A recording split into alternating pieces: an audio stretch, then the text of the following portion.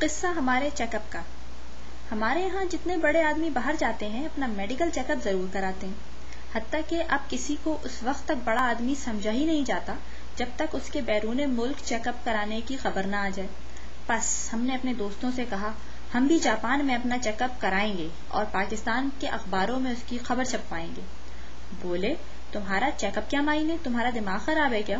ہم نے کہا جسم میں دماغ کے علاوہ بھی تو بہت سے اعضائے رئیسہ اور غیر رئیسہ ہیں جو خراب ہو سکتے ہیں، ان میں بعض تو دماغ سے زیادہ اہم ہوتے ہیں۔ دماغ کے بغیر تو کام چل جاتا ہے بلکہ زیادہ اچھی طرح چلتا ہے، دوسرے اعضاء کے بارے میں آپ یہ نہیں کہہ سکتے، ان میں سے بعض تو بڑے کام کے ہیں۔ بولے چیک اپ کے لیے پھر بھی کسی نہ کسی بیماری کا ہونا ضروری ہے، تمہیں کیا بیماری ہے؟ خیر سے بھلے چنگے رکھتے ہو؟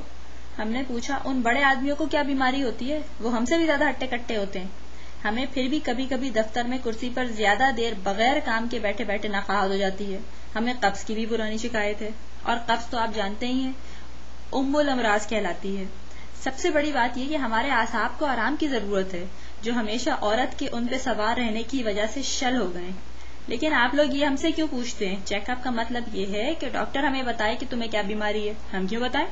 بولے اس پر پیسے بہت لگیں گے، فیس خاصی ہوتی ہے۔ اب ہمارا دل ڈوبنا شروع ہوا، ہم نے کہا پیسے کی بات ہم سے مذاق میں نہ کیا کرو، ہمارا دل ڈوب رہا ہے، اسپتال لے چلو۔ ایک صاحب نے کہا وہاں کہیں ایسے ویسے ارادے سے نہ جانا۔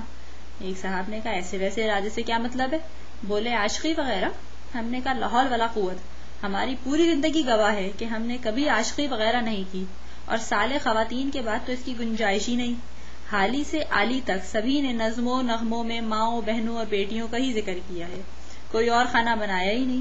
ہاں میر سے فیض تک کی بات اور تھی، انہوں نے بڑے التزام سے ماؤں بہنوں بیٹیوں وغیرہ کو اپنی شاعری سے خارج رکھا تھا۔